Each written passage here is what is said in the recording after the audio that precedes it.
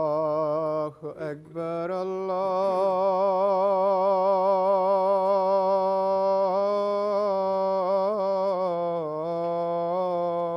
الله أكبر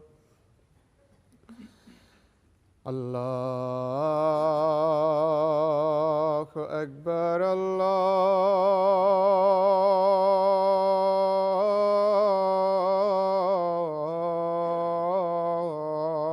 الله أكبر أشهد أن لا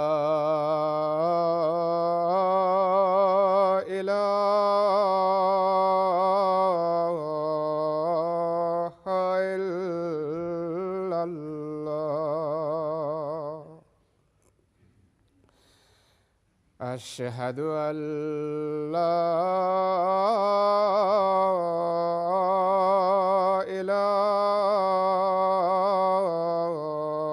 إله إلا الله أشهد أن محمدًا رسول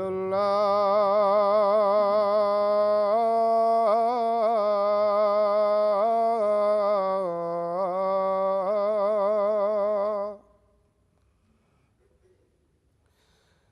أشهد أن محمدًا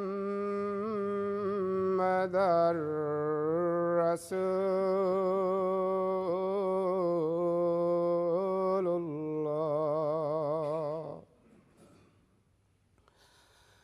حي على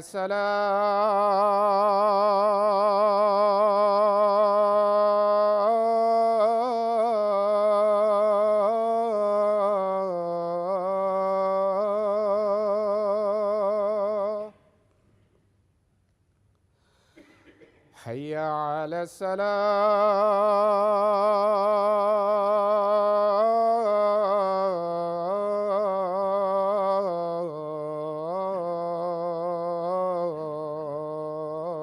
الصلاة حي على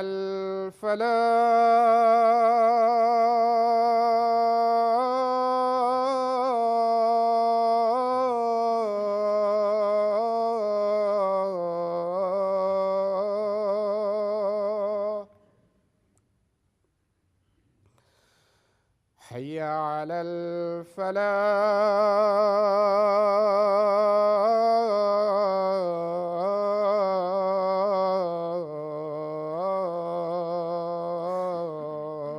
الفلاح الله أكبر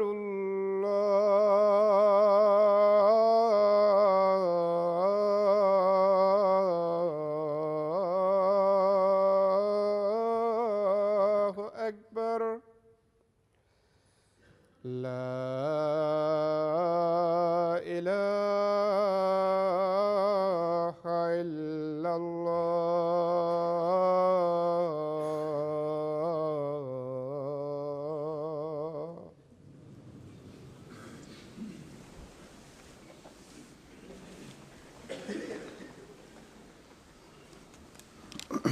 السلام عليكم ورحمة الله.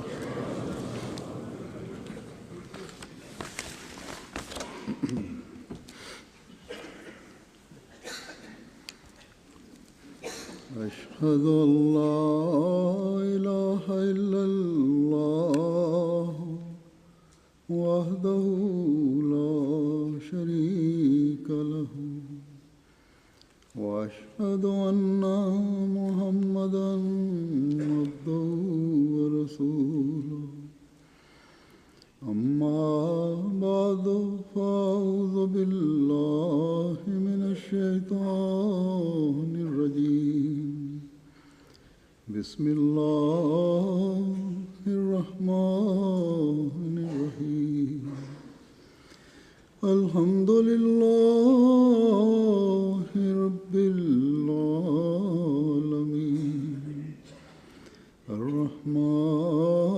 الرحمن الرحيم مالك يوم الدين إياك نعبد وإياك نستعين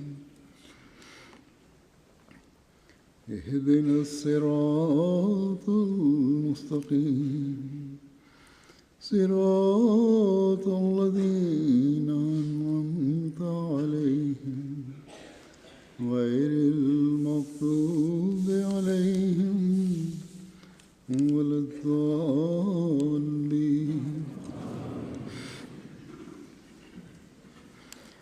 يا أيها الذين آمنوا إذا نودي للصلاة من يوم الجمعة فاسعوا إلى ذكر الله وذروا البيع ذلكم خير لكم إن كنتم تعلمون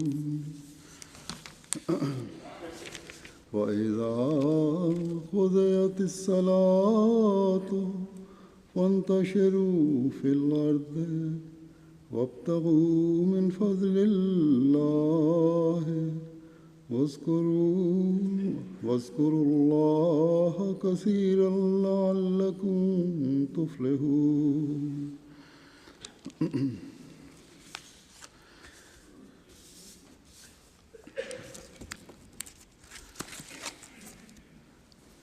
رمضان کا مہینہ اپنے اختتام کو پہنچ رہا ہے.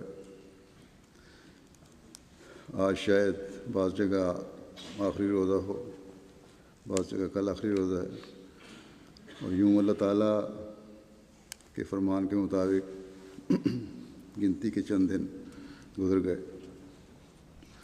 ہم میں سے بہت سو نے ان دنوں کے فیض سے فیض اٹھایا ہوگا. بعض کو ان دنوں کے لیے میں نئے تجربات ہوئے ہوں گے. اب یہ دعا اور کوشش ہونی چاہیے کہ یہ فیض، یہ برکات، یہ نئے روحانی تجربات ہماری زندگیوں کا حصہ بن جائیں، اور اللہ تعالیٰ کی طرف بڑھنے والے ہمارے قدم اب یہاں رک نہ جائیں، بلکہ ہمیشہ بڑھتے رہنے والے قدم ہوں، اور ہر قدم بے شمار برکات کو سمیٹنے والا قدم ہو. آج رمضان کا آخری جمعہ بھی ہے. ہم میں سے اکثریت تو اللہ تعالیٰ کے فضل سے بڑے اہتمام کے ساتھ جمعہ پڑھنے والی ہے، لیکن بہت سے ایسے بھی ہوں گے جو آج رمضان کے اس آخری جمعے کو بڑی اہمیت دیتے ہیں اور اہمیت دے رہے ہوں گے. دنیا میں اللہ تعالیٰ کے فضل سے اب جماعتیں بڑی پھیل چکی ہیں، مختلف طبقات سے لوگ اہمیت میں شامل ہو رہے ہیں. پرانی تربیت کا اثر بھی ہے ان پہ. اور بعض ایسے بھی ہوں گے جو عموماً سارا سال جمعے کو اتنی اہمیت نہیں دیتے، لیکن رمضان کے آخری جمعے کو بڑی اہمیت دیتے ہیں، اور مسلمانوں میں رائج عام تصور کی وجہ سے سمجھتے ہیں کہ اس جمعے میں شامل ہونا، جو جمعۃ الوداع کے نام سے عام مسلمانوں میں مشہور ہے، انہیں گزشتہ سال کی تمام برائیوں اور کمزوریوں سے نجات دلانے والا ہوگا، اور تمام سال کی عبادتوں کا حق اب شاید اس جمعے میں شامل ہونے سے ادا ہو جائے گا. بس ایسے لوگ چاہے چند ہی ہوں، میں انہیں یاد کروانا چاہتا ہوں، انہیں یاد رکھنا چاہیے کہ اس جمعے میں شامل ہونے سے ہماری زندگی کے مقصد کا حق ادا نہیں ہو جاتا۔ اللہ تعالیٰ کے کلام سے یا آن حضرت صلی اللہ علیہ وسلم کے ارشادات سے یہ بات ثابت ہے کہ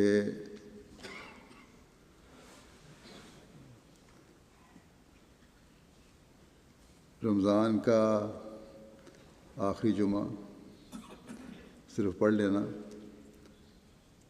نجات کا ذریعہ نہیں بن جاتا۔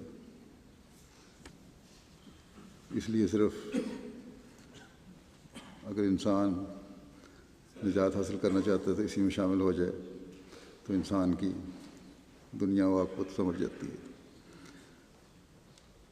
کہیں یہ ثابت نہیں ہوتا۔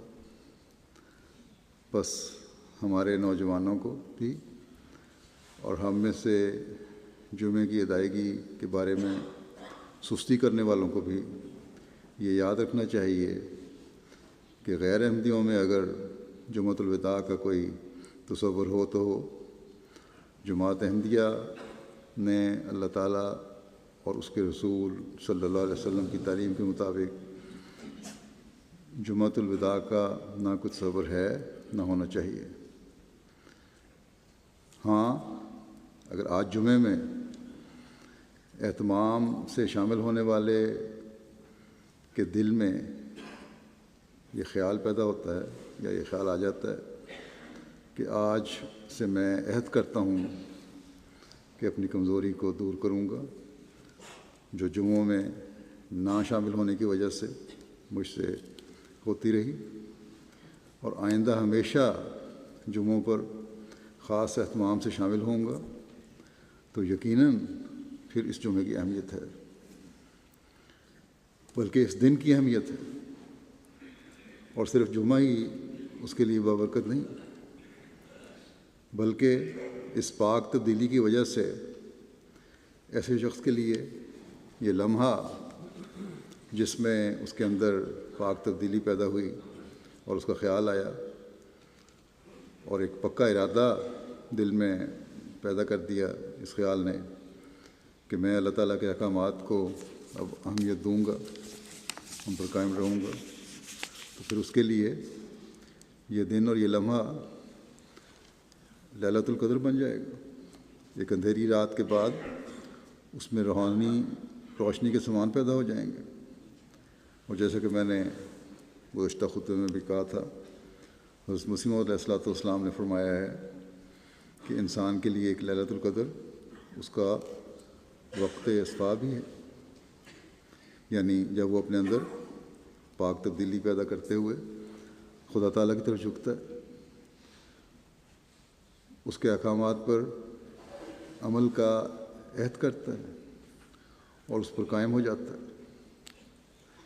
ہمیں جمعوں کی اہمیت کے بارے میں اللہ تعالیٰ نے کیا ارشاد فرمایا ہے؟ یہ آیات جو میں نے تلاوت کی ہیں، ان میں اللہ تعالیٰ فرماتا ہے پہلی آیت میں کہ اے وہ لوگو جو ایمان لائے ہو، جب جمعہ کے دن کے ایک حصے میں نماز کے لیے بلایا جائے تو اللہ کے ذکر کی طرف جلدی کرتے ہوئے بڑھا کرو اور تجارت چھوڑ دیا کرو، یہ تمہارے لیے بہتر ہے اگر تم علم رکھتے ہو۔ پھر اگلی آیت میں فرمایا کہ پس جب نماز ادا کی جا چکی ہو تو زمین میں منتشر ہو جاؤ اور اللہ کے فضل میں سے کچھ تلاش کرو اور اللہ کو بکثرت یاد کرو تاکہ تم کامیاب ہو جاؤ۔ بس واضح ہو گیا کہ اللہ تعالیٰ نے جمعہ پر آنے اور تمام دنیاوی معاملات کو پس پش ڈال کر اللہ تعالیٰ کا تقوی دل میں پیدا کرتے ہوئے شامل ہونے کی طرف توجہ دلائی۔ اللہ تعالیٰ نے ان آیات میں رمضان کے جمعوں یا رمضان کے آخری جمعے میں شامل ہونے کا ارشاد اور حکم نہیں فرمایا، بلکہ بلا تخصیص نماز جمعہ کی اہمیت کی طرف توجہ دلائی۔ فرمایا کہ ہر جمعہ بہت اہم ہے، اس لیے اگر تم مومن ہو، اگر تم ایمان لانے کا دعویٰ کرتے ہو، تو پھر جمعہ کا خاص دن جو تمہارے لیے عام دنوں سے بڑھ کر ہے، اللہ تعالیٰ کے ذکر کے لیے مخصوص کیا گیا ہے خاص طور پر، اس میں اپنے کاروبار، اپنی تجارتیں، اپنی مصروفیات چھوڑ کر شامل ہو۔ یا ایھا الذین آمنوا کہہ کر اس بات پر زور دیا کہ ایمان کے لیے ضروری شرط ہے کہ جمعہ کی ادائیگی ہو، اور ضروری شرط ہے اس جمعے کے لیے ہر جمعے میں شامل ہونا۔ بس بغیر عذر کے نہ شامل ہونے والے کو اپنے ایمان کی حالت کی بھی فکر کرنی چاہیے۔ ان لوگوں کو بھی سوچنا چاہیے جو جمعے پر دیر سے آتے ہیں۔ اپنے کاموں کو اگر سمیٹنا ہے تو وقت سے پہلے سمیٹیں۔ اللہ تعالیٰ فرماتا ہے کہ جب تمہیں جمعے کے لیے بلایا جائے، جمعہ پر آنے والے یہاں جو ہیں ہر ایک کو علم ہے کہ 1 بجے جمعے کا وقت ہے، یا مختلف ممالک میں مختلف جگہوں پر جو بھی اوقات ہیں وہ مقرر کیے ہوتے ہیں۔ اپنے یہاں خاص طور پر یورپ میں سفر کا جو مارجن ہے وہ بھی رکھیں، اور اس کو مارجن رکھ کر پھر تیاری کرنی چاہیے۔ ان ملکوں میں تو ٹریفک اور پارکنگ وغیرہ کا بھی خیال رکھنا چاہیے، بعض مسائل پیدا ہوتے ہیں، اور خاص طور پہ جب رش ہو۔ بس ان تمام چیزوں کو ملحوظ رکھنا چاہیے جمعے کے دن، اور وقت کا اندازہ کر کے نکلنا چاہیے۔ حضرت صلی اللہ علیہ وسلم نے جمعہ پر پہلے آنے والے کو بڑے ثواب کا مستحق ٹھہرایا۔ آپ صلی اللہ علیہ وسلم نے فرمایا کہ جمعے کے دن مسجد کے ہر دروازے پر فرشتے کھڑے ہو جاتے ہیں، اور وہ مسجد میں پہلے آنے والے کو پہلا لکھتے ہیں، اور اسی طرح مسجد میں آنے والوں کی فہرست تیار کرتے جاتے ہیں، یہاں تک کہ امام اپنا خطبہ دے کر خطبہ اپنا ختم کر لیتا ہے تو وہ فرشتے اپنے رجسٹر بند کر لیتے ہیں۔ بس ہر آنے والے کو مسجد میں آنے اور ذکر الہی کرنے کا جمعہ والے دن خاص ثواب ہے۔ امام کے انتظار میں اور خطبے کے دوران بھی وہ اس ثواب سے حصہ لے رہے ہوتے ہیں۔ حضرت صلی اللہ علیہ وسلم نے جمعے کو اہمیت نہ دینے والوں کو بڑی تنبیہ فرمائی۔ آپ صلی اللہ علیہ وسلم نے فرمایا کہ جس نے جان بوجھ کر 3 جمعے چھوڑ دیے، اللہ تعالیٰ اس کے دل پر مہر کر دیتا ہے۔ بس اس اہمیت کو ہم سب کو اپنے پیش نظر رکھنا چاہیے۔ نہ ہی قرآن کریم میں خدا تعالیٰ نے، نہ ہی حضرت صلی اللہ علیہ وسلم نے کہیں یہ ارشاد فرمایا ہے کہ رمضان کا آخری جمعہ بہت اہمیت کا حامل ہے، بلکہ تمام جمعوں کو ہی اہم بتایا ہے۔ بلکہ ایک حدیث ہے کہ حضرت صلی اللہ علیہ وسلم نے فرمایا کہ مسلمانوں، جمعے کے دن کو اللہ تعالیٰ نے تمہارے لیے عید بنایا ہے، بس اس روز خاص اہتمام سے نہاد ہو کر تیار ہوا کرو۔ بس یہ اہمیت ہے ہر جمعے کی جو ہم سے تقاضا کرتی ہے کہ ہر جمعے کو یہ اہتمام کریں کہ تمام مصروفیات کو ہم ترک کریں، تمام کاموں اور کاروباروں سے وقفہ لیں، اور مسجد میں نماز جمعہ کی ادائیگی کے لیے آئیں۔ جیسا کہ حدیث سے ثابت ہے کہ حضرت صلی اللہ علیہ وسلم نے کس طرح کھول کر اس کی اہمیت بیان فرمائی ہے، بس یہ بات ثابت کرتی ہے کہ مومن کے ایمان کے معیار کو اونچا کرنے کے لیے ہر مومن پر جمعے کی ادائیگی فرض ہے۔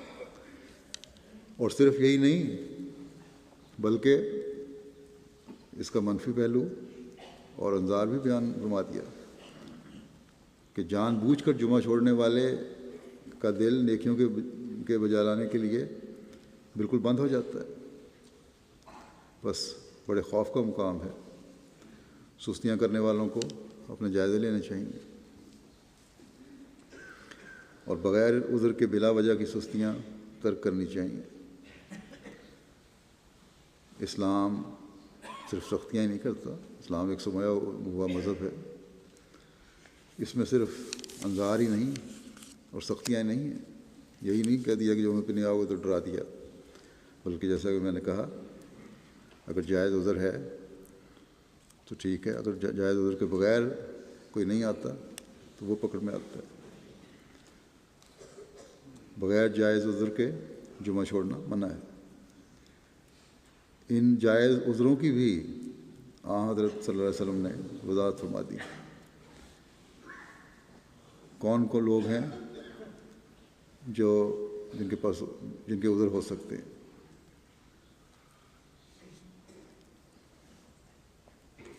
آپ نے فرمایا کہ ہر مسلمان پر جماعت کے ساتھ جمعہ ادا کرنا فرض ہے، سوائے 4 استثناء کے، اور وہ 4 لوگ جن کو مستثنیٰ کیا گیا ہے وہ ہیں غلام، عورت، بچہ اور مریض۔ بس یہ ہے اسلام کی خوبصورت تعلیم کہ مجبوروں اور جائز عذر رکھنے والوں کو چھوٹ دی۔ یہ نہیں کہ ہر عورت، بچہ اور مریض اور وہ غلام جو اپنے مالک کی سختیوں کی وجہ سے مجبور ہیں، اگر جمعے پہ نہیں آتے تو ان کا دل سیاہ ہو جائے گا۔ یہ لوگ مستثنیٰ ہیں اس سے۔ ان کے لیے یہ نہیں کہا گیا کہ ان کے دلوں پر مہر لگ جائے گی۔ عورتیں اگر آ جائیں تو ٹھیک ہے۔ نماز با جماعت، جمعے کے علاوہ جو 5 نمازیں ہیں وہ تو صرف مسجد میں آنا اور با جماعت ادا کرنا مردوں پر فرض ہے۔ ضروری نہیں کہ عورتیں ضرور مسجد میں آئیں، لیکن جمعے پر اگر عورتیں آ جاتی ہیں تو یہ مستحسن ہے۔ اگر نہیں آتی تو کوئی حرج نہیں ہے۔ لیکن بعض عورتیں جو آتی ہیں ان کے چھوٹے بچے بھی ہوتے ہیں، تو وہ جب آتی ہیں تو بعض دفعہ ڈسٹرب بھی کر رہی ہوتی ہیں۔ پھر بعض عورتوں کی دوسری مصروفیات بھی ہوتی ہیں گھریلو، اس لیے انہیں گھروں میں رہنے کی اجازت ہے۔ بلکہ چھوٹے بچوں والی عورتوں کو، جیسا کہ میں نے کہا، ڈسٹرب کرتی ہیں، آنا بھی نہیں چاہیے۔ چاہے وہ آ بھی سکتی ہوں، ان کے لیے آسانی بھی ہو، کیونکہ باقی نمازیوں کی نماز اور خطبے میں خلل پڑتا ہے پھر اس بعض بچوں کی وجہ سے۔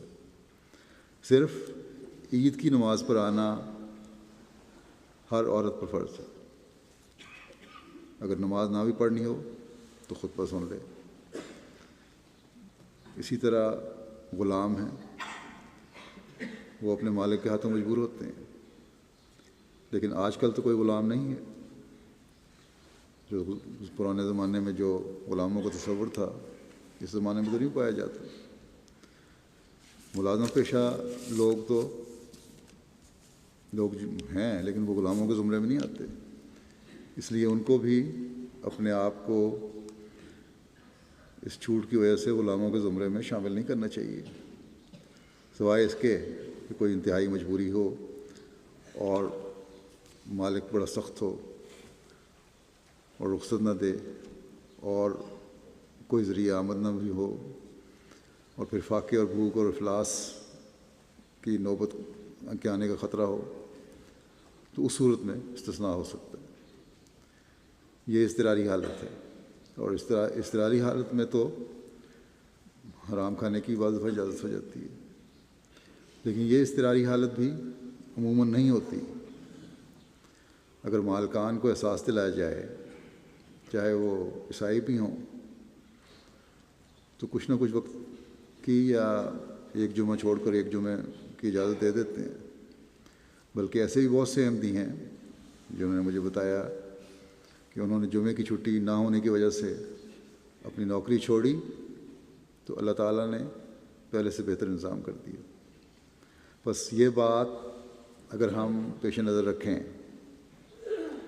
کہ ہم نے جمعے کو اہمیت دینی ہے، اور پھر دعا بھی کریں کہ اگر بعض سخت حالات ہیں اور جمعہ ضائع ہو رہا ہے، اللہ تعالیٰ آسانیاں پیدا فرمائے، تو اللہ تعالیٰ درد دل سے کی گئی دعاؤں کو قبول فرماتے ہوئے انتظام بھی فرما دیتا ہے اور آسانیاں بھی پیدا فرما دیتا ہے۔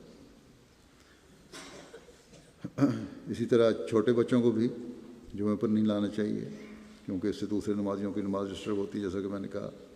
عورتوں کو پہلے ذکر ہو چکا ہے، نہ لائیں۔ بعض مرد لے آتے ہیں، انہیں بھی احتیاط کرنی چاہیے، یا پھر اگر لے آئے ہیں تو پھر ان کو بچوں کے حصے میں بٹھائیں یا خود بچوں کے حصے میں بیٹھیں۔ بہرحال یہ 4 استثناء ہیں جو حضرت صلی اللہ علیہ وسلم نے بیان فرمائے ہیں۔ ان کے علاوہ ہر ایک پر جمعے کی نماز پڑھانا فرض ہے، اور جمعے والے دن خاص اہتمام کرنا فرض ہے۔ حضرت صلی اللہ علیہ وسلم جو آخری کامل اور مکمل شریعت لے کر آئے تھے، وہ تعلیم لے کر آئے تھے جو بندے کو خدا تعالیٰ سے ملاتی ہے۔ آپ اپنے ماننے والوں کے بہت بلند روحانی معیار دیکھنا چاہتے تھے۔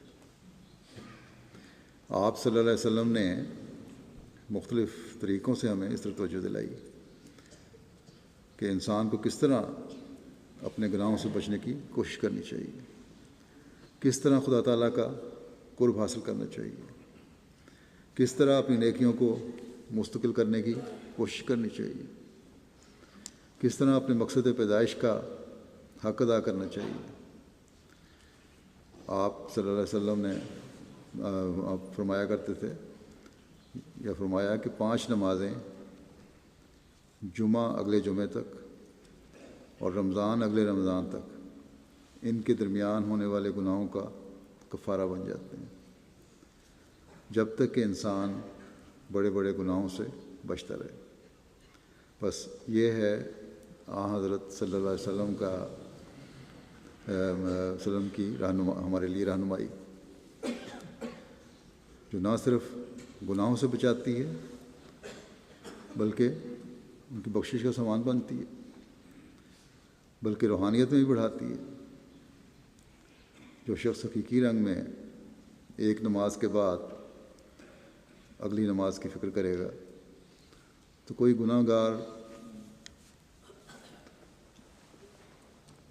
ظالم، دوسروں کے حقوق غصب کرنے والا تو یہ فکر نہیں کرے گا کہ میں نے اگلی نماز پہ جانا ہے، اگلی نماز کی تیاری کرنی ہے۔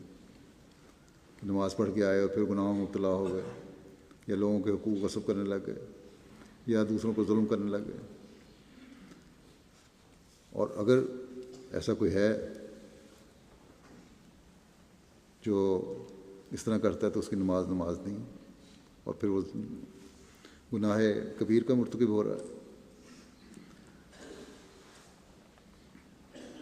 غاصب اگر کوئی ہے تو پھر اس کی نماز خدا تعالیٰ کے لیے نہیں ہے، اپنے گناہوں کو سامنے رکھتے ہوئے نہیں ہے۔ ایسی نمازیں تو پھر جو ایسے نمازی ہیں تو ان نمازیوں میں شامل ہو جاتے ہیں جن کی نمازیں ان کے لیے ہلاکت کا موجب بن جاتی ہیں، اور قرآن شریف کے مطابق ان کے منہ پر ماری جاتی ہیں۔ اور پھر حضرت صلی اللہ علیہ وسلم نے 5 نمازیں فرما کر اس طرف بھی توجہ دلا دی کہ یہ 5 نمازیں تم پر فرض ہیں۔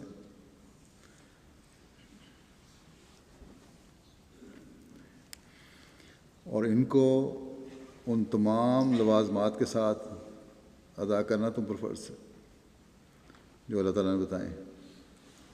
اسی طرح جمعے کی طرف توجہ دلائی کہ جمعے میں شامل ہو کر جن برکات سے اور امام کے خطبے سے تمہارے اندر جو نیکی کا احساس پیدا ہوا ہے اس کو اگلے جمعے تک قائم رکھنا ہے، ان پر عمل کرنے کی کوشش کرنی ہے جو باتیں ہوئیں۔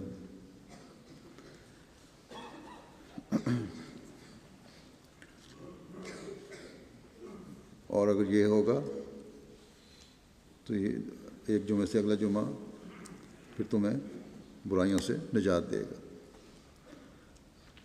تمہاری گناہوں کی بخشش کے سامان کرے گا۔ یہاں بھی ایک جمعے سے اگلا جمعہ فرما کر آپ صلی اللہ علیہ وسلم نے ہر جمعے کی فرضیت اور اہمیت واضح فرما دی۔ پھر اسی طرح رمضان کی اہمیت بیان فرمائی۔ تو نیکی پر قائم رہنا اور ایک تسلسل سے قائم رہنا ہی انسان کو گناہوں سے بچاتا ہے۔ بس نمازوں کے حق ادا کرنا بھی ضروری ہے، جمعوں کی ادائیگی باقاعدگی سے کرنا بھی ضروری ہے، اور رمضان سے بھی ان شرائط کے ساتھ فیض پانا گناہوں کا کفارہ بنتا ہے اور نیکیوں بڑھاتا ہے، جو شرائط اللہ تعالیٰ نے رکھی ہیں رمضان کے روزوں کے لیے۔ اگر حقیقی تقویٰ پر چلنا ہے تو ان چیزوں کی بہرحال پابندی کرنی ہوگی۔ خدا تعالیٰ کا قرب اگر حاصل کرنا ہے تو ان کا پابند ہونا ہوگا۔ گناہوں کی بخشش کے سامان کرنے ہیں تو اللہ تعالیٰ نے جو ہمیں رستہ بتایا اس کے مطابق عمل کرنا ہوگا۔ ہمیں ان چیزوں کے لیے اللہ تعالیٰ نے ایک روزانہ کا لائحہ عمل بھی دے دیا، ایک ہفتہ وار لائحہ عمل بھی دے دیا، اور ایک سالانہ لائحہ عمل بھی بتا دیا، جو انسان کی روحانی اصلاح کے لیے ضروری ہے، اور جو ان درجوں سے گزرتے ہوئے آگے بڑھے گا وہ خدا تعالیٰ کی مغفرت اور بخشش کا حامل ہوگا۔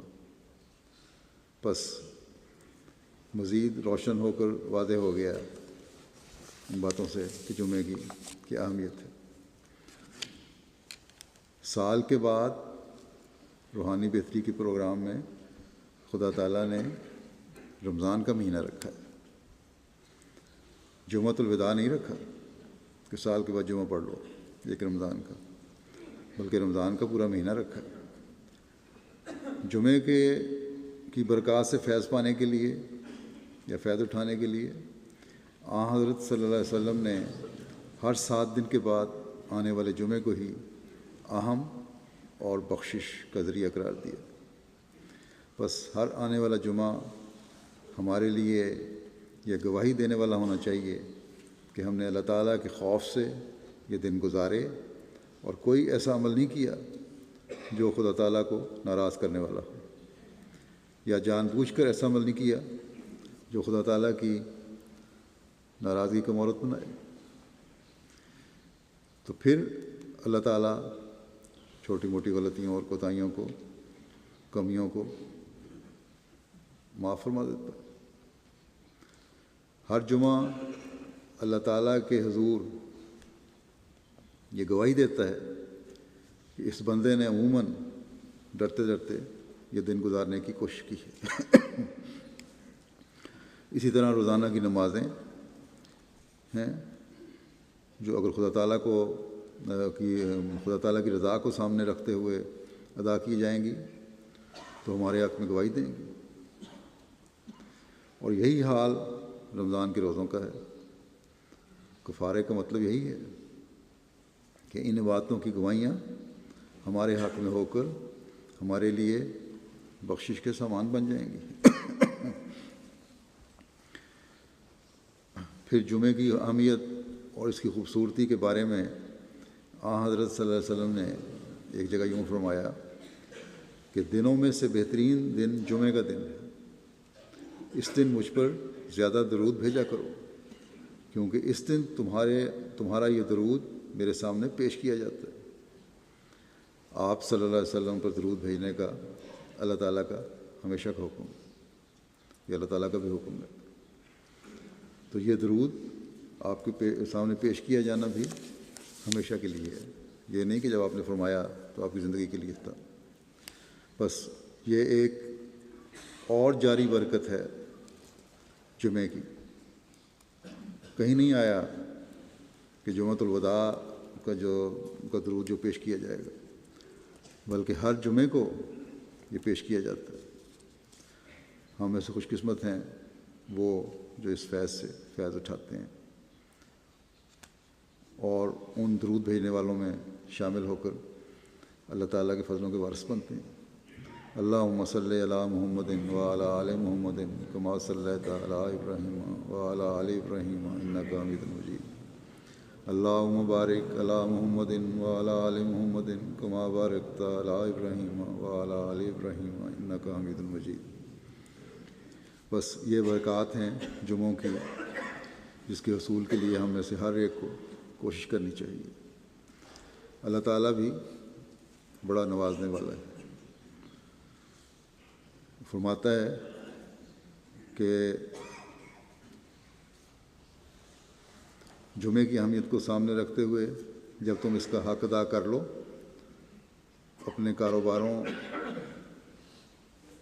اور اپنی مصروفیات کو جمعے کی وجہ سے خدا تعالیٰ کے فضلوں کو حاصل کرنے کے لیے پس پش ڈال دو، تو تم روحانی طور پر تو ترقیات حاصل کرنے والے بنو گے، لیکن مادی فضلوں سے بھی محروم نہیں رہو گے۔ جمعے کی نماز کے بعد اپنے کاروباروں کی طرف جاؤ اور اللہ تعالیٰ کے فضلوں کو تلاش کرو۔ جو دوسری آیت ہے اس میں یہی فرمایا، اللہ تعالیٰ تمہارے کاموں میں برکت ڈالے گا۔ بس یہ بھی ضمانت ہے کہ خدا تعالیٰ کے فضل سے ہی کام میں برکت پڑتی ہے۔ اگر اس کی خاطر تھوڑے سے جمعے کے وقت کے لیے قربانی کرو گے تو کاروباروں میں برکت پڑے گی اور اس کے فضلوں کو حاصل کرنے والے بنو گے۔ اور جب خدا تعالیٰ کی خاطر کچھ دیر کے لیے اپنے کام کا خرچ کرو گے تو اللہ تعالیٰ جو سب کاموں کو سنوارنے والا اور سب طاقتوں کا مالک ہے، تمہارے جو دنیاوی اور مادی نقصانات ہیں ان کو بھی پورا کرنے والا ہے اور ان کاروباروں میں برکت ڈال کر اپنے فضلوں سے نوازنے والا ہے۔ گویا یہ بھی فرما دیا کہ ایک مومن کا دنیا کمانا بھی اللہ تعالیٰ کے فضلوں میں سے ہے۔ اللہ تعالیٰ دنیا کمانے سے منع نہیں کرتا، لیکن جس جگہ جو معین جگہ ہے، جو معین وقت ہے کسی کام کے کرنے کا، اس کو کرنے اور انجام دینے کی طرف توجہ دلاتا ہے۔ بس ان فضلوں کو حاصل کرنے کے لیے تم نے جو محنت اور کوشش کرنی ہے، جمعے کی نماز کے بعد کرو اور اللہ تعالیٰ کی رحمتوں اور فضلوں سے حصہ لو۔ لیکن یاد رہے کہ ان دنیا داری کے کاموں کے باوجود خدا تعالیٰ کو نہ بھولنا، یہ بھی اللہ تعالیٰ نے فرما دیا، بلکہ اللہ تعالیٰ کے ذکر سے اپنی زبانوں کو تر رکھو۔ دنیاوی کاروبار بھی اللہ تعالیٰ کی منشا اور احکامات کے مطابق ہوں۔ کوئی دھوکہ، فریب، جھوٹ، سستی، کاہلی نہ ہو۔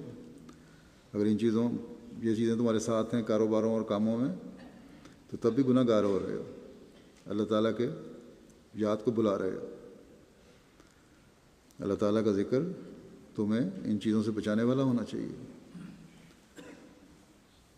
جیسا کہ گزشتہ خطبے میں بھی ذکر ہوا تھا کہ ہم ہر کام کرتے وقت یہ خیال رہے کہ خدا تعالیٰ مجھے دیکھ رہا ہے، اور جب یہ خیال رہے گا تو خدا تعالیٰ کے ذکر کا بھی حق ادا ہوگا اور جو ذمہ داریاں ہیں اپنی ان کا بھی حق انسان صحیح طرح ادا کر سکے گا۔ بس آج کا یہ دن اگر اہم بنانا ہے تو اس لحاظ سے اہم بنانے کی ہمیں کوشش کرنی چاہیے کہ ہم آج یا کل ایک سال کے لیے رمضان کی عبادت سے تو نکل رہے ہیں، لیکن جمعے کی عبادت سے ایک سال کے لیے نہیں نکل رہے، بلکہ اگلے جمعہ بھی اسی طرح ہمارے لیے اہم ہے جس طرح آج کا جمعہ۔ اور جو کمزوریاں اور کمیاں ہمارے اندر ماضی میں تھیں، آئندہ کے لیے ان کو دور کرنے کا ہم عہد کرتے ہیں۔ اگر یہ سوچ ہوگی تو ہم جمعے کو وداع نہیں کر رہے ہوں گے، بلکہ اپنی برائیوں، اپنی کمزوریوں، اپنی کوتاہیوں اور اپنی سستیوں کو وداع کرتے ہوئے ان سے ہمیشہ کے لیے بچنے کے لیے خدا تعالیٰ کی پناہ میں آنے کی کوشش کر رہے ہوں گے، اور رمضان کی برکات سے بھی فائدہ اٹھانا یہی ہے کہ جن نیکیوں کی ہمیں رمضان میں توفیق ملی ہے، ان میں سے اگر اضافہ کرتے ہوئے نہیں تو ان پر کم از کم قائم رہتے ہوئے اگلے رمضان کا ہم استقبال کریں۔ بس نہ ہم یہ سوچ رکھنے والے ہوں کہ ہم نے جمعے کو وداع کیا، نہ ہم یہ سوچ رکھنے والے ہوں کہ ہم نے رمضان کو وداع کیا، نہ ہمیں یہ خیال آئے کہ ہم نے اپنی عبادتوں کو وداع کیا جو رمضان کے دوران جن کا لطف ہم نے اٹھایا۔ اگر کبھی یہ سوچ کسی کے دل میں پیدا ہوتی ہے تو وہ اپنے مقصد پیدائش سے دور چلا جاتا ہے، اور جو مقصد پیدائش سے دور ہے وہ تقویٰ سے دور ہے، اور جو تقویٰ سے دور ہے وہ اللہ تعالیٰ کے فضلوں کو حاصل کرنے والا نہیں ہو سکتا۔ گویا رمضان میں جو کچھ ہم نے حاصل کرنے کی کوشش کی تھی اسے خود ہی ہم نے ضائع بھی کر دیا، اور جس کامیابی اور اخلاص کا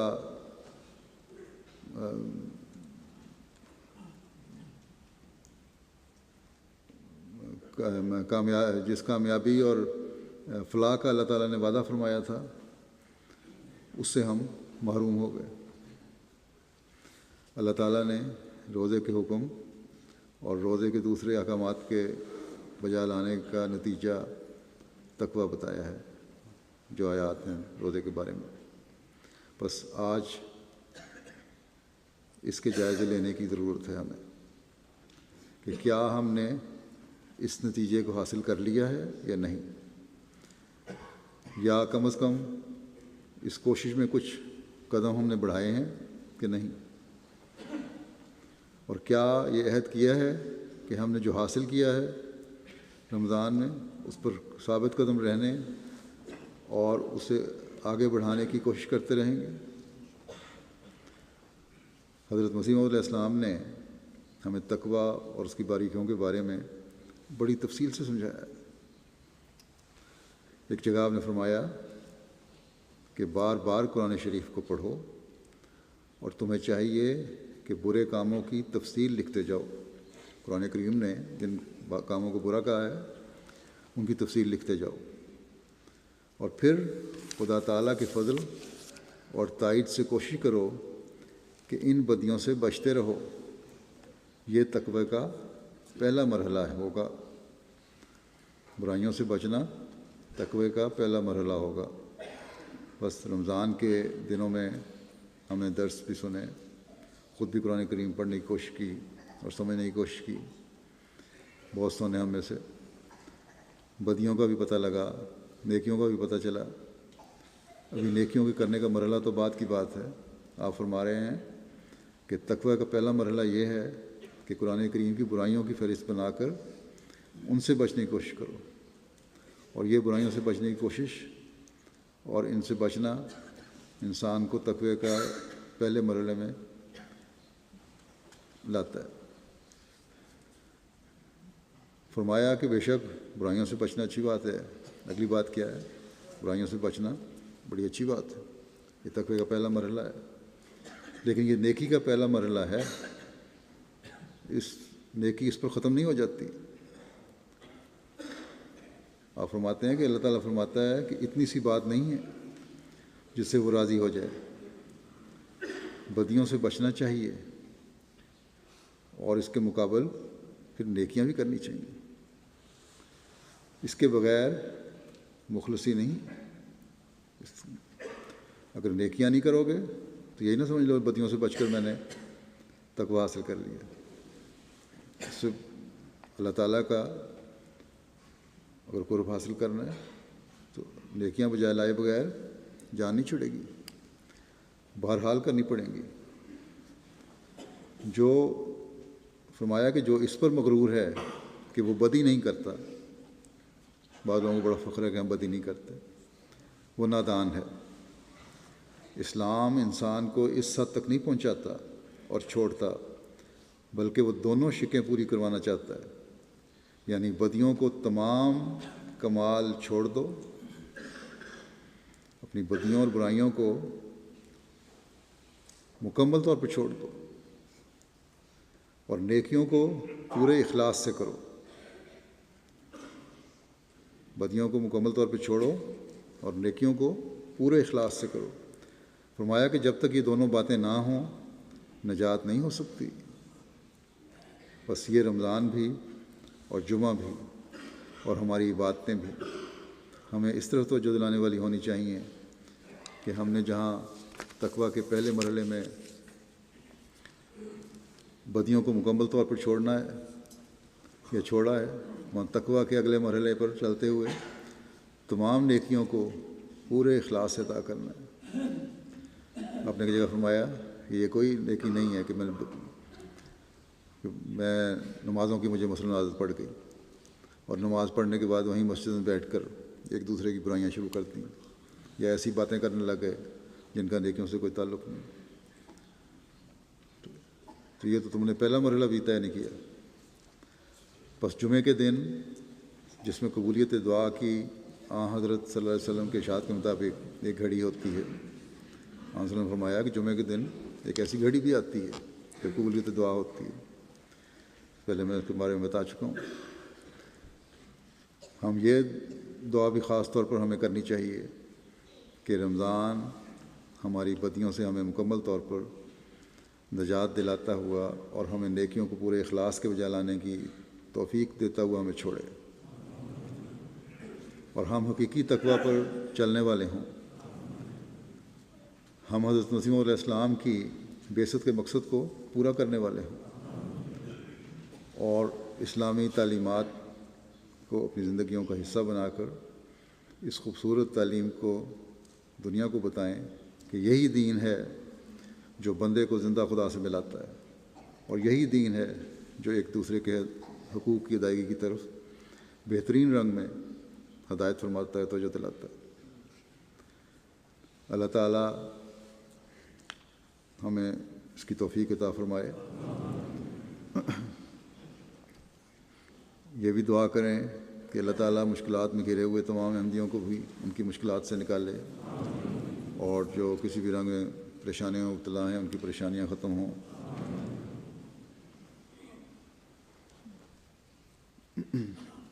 اسی طرح اللہ تعالیٰ امت مسلمہ کو بھی توفیق دے کہ وہ زمانے کے امام کو مان کر دکھوں اور پریشانیوں سے باہر نکلیں۔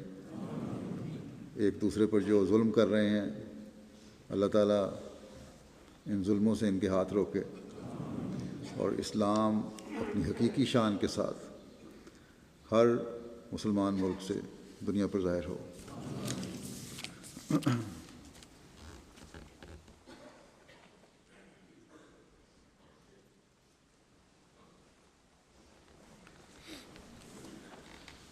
الحمد للہ نحمده ونستعینه ونستغفره ونؤمن به ونتوکل علیہ ونعوذ باللہ من شرور انفسنا ومن سیئات اعمالنا من يهده الله فلا مضل له ومن يضلل فلا هادي له ونشهد أن لا إله إلا الله ونشهد أن محمدا عبده ورسوله عباد الله رحمكم الله إن الله يأمر بالعدل والإحسان وإيتاء ذي القربى وينهى عن الفحشاء والمنكر والبغي يعظكم لعلكم تذكرون اذكروا الله يذكركم وادعوه يستجب لكم ولذكر الله أكبر.